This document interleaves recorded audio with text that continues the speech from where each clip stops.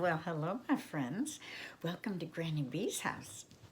Is it a good day where you are? Oh, I hope so. Granny B's having another good day.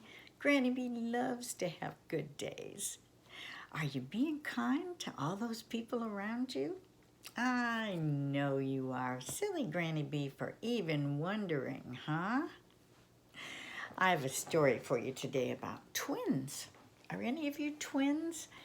I've always thought it was pretty cool when I see twins, and whether they're dressed alike or not, the fact that they're so closely bonded, it just warms my heart. But these twins are not alike. Well, they're alike, they look alike, but they don't like the same things all the time. So it's called Out of Step. The twins were so alike, but so different. Written by Jean Richardson, illustrated by Dawn Holmes. Okay. Oh, what pretty pictures. I'm going to be a ballet dancer when I grow up, said Rachel firmly. Her sister Rebecca, who liked to be called Becky, looked surprised. She was usually the one who had the ideas.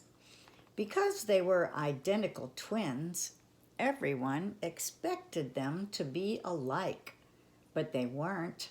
Rachel was as graceful as a swan, and Becky was as clumsy as a baby elephant. Perhaps dancing lessons will be fun, Becky said doubtfully, but I think I'd rather be an actress. I'm much better at talking. But Becky enjoyed the shop crammed with all kinds of dance costumes. She darted around, tugging dresses off the racks, and fell in love with the stiff little skirts called tutus. When she looked in the mirror, she saw herself floating across the stage on tiptoe. You won't be needing skirts like that yet, said the sales clerk. Beginners need leotards and cardigans and long socks to keep their leg muscles warm. Can I have an orange and purple leotard? Asked Becky, who liked to be different. The school says pink or blue with white cardigans, Mom said, hoping Becky wouldn't be difficult. Looks nicer with the slippers, added the sales clerk. Both twins couldn't wait to try on the pink satin ballet shoes. By the end of the first term, Becky knew she'd never be a dancer. Rachel's feet did as they were told. Becky's had a mind of their own. Rachel's arms made pretty curving lines. Becky's drooped like flowers, gasping for water. Rachel danced in time to the music. Becky listened to what the music was saying and forgot all about keeping time. As their teacher, Mrs. Fishwick, said, not meaning to be unkind, you'd never believe they were twins. One day, Mrs. Fishwick had some exciting news for the class. The famous ballerina, Natalie Seymour, is coming to our end-of-the-year show. She started her training at this school. I remember when she was your age, and we still have to be on our toes. And we shall have to be on our toes to impress her. Our performance has to be perfect. Can I wear, can we? Everyone suddenly talking at once. Everyone except Becky. For once, she had nothing to say. There's no way I can impress a ballerina, she thought miserably. If only I could dance like Rachel. From then on, the class spent all their time rehearsing. Rachel was the wind that danced through the flowers. Becky was one of the flowers. I wish I could do something else, said Becky crossly after Mrs. Fishwick had caught her turning right again when all the other flowers turned left. "Why can't I tell the audience what's happening?" "We let our feet tell the story," said Mrs. Fishwick, moving Becky into the back row with the boys, who were supposed to be trees. Rachel felt very sorry for her twin. Becky did try to be graceful, but she waved her branches so eagerly that she nearly hit Rachel in the eye. As the star of the show, Rachel was to present a bouquet to Natalie Seymour. She was thrilled until Mrs. Fishwick told her she'd have to make a speech. "I know I'll get it wrong," she wailed to Becky.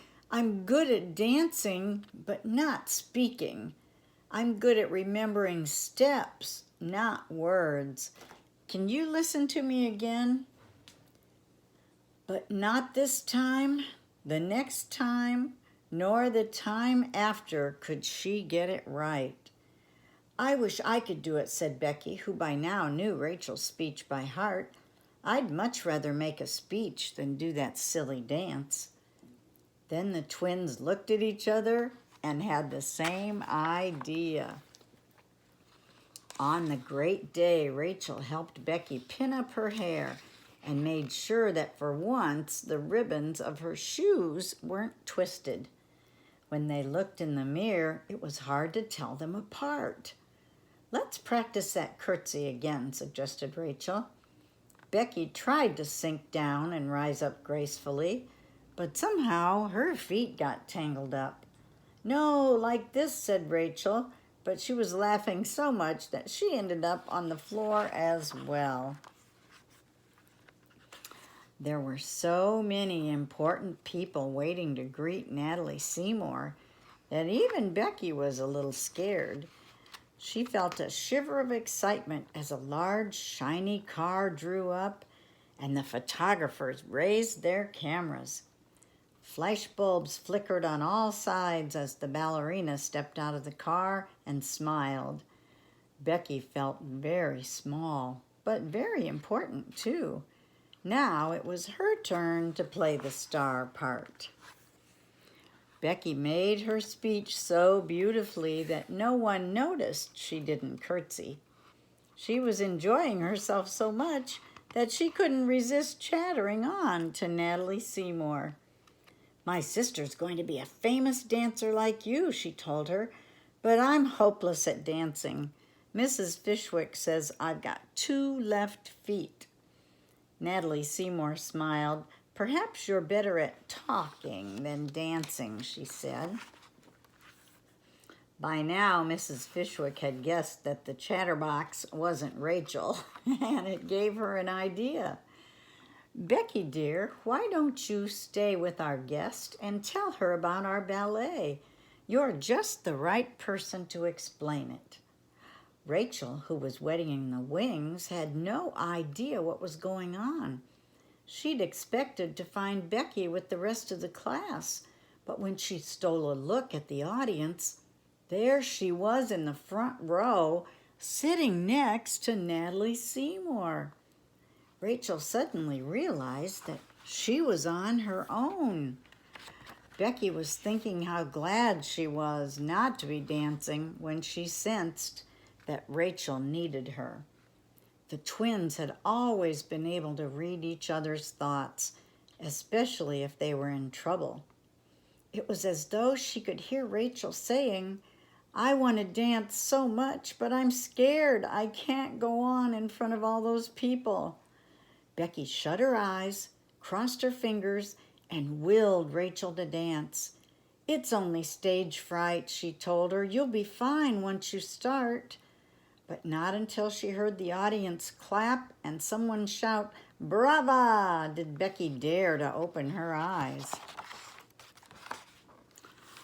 "What a talented pair you are," said Natalie Seymour when Becky dragged a shy but triumphant Rachel to meet her. "Becky tells me you want to be a dancer. If you're prepared to work hard, perhaps one day you will be. And I'm sure I haven't heard the last of Becky. On television, perhaps?"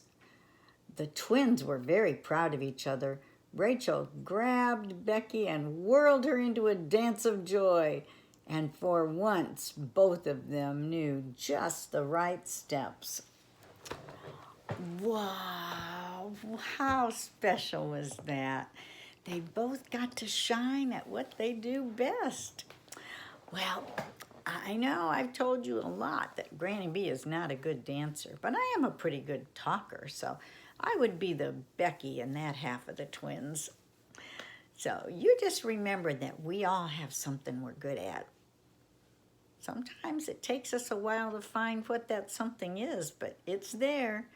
So if there's something you love to do, just keep doing it and keep working hard. And you know what? One of these days, you'll get so good at it, people will notice and they'll say, look at how good she is at that. Or look at how good he is at that. So just keep trying. Just keep working hard. Keep practicing. Keep working hard. And one day you'll see results. Granny B talks too much, doesn't she? I'm just going to tell you I love you. Granny B loves you so much. And I want you to be the best person you can be. And I want you to continue being kind to those people around you, okay? You come back and see me sometime, and I'll read you another story. Bye-bye.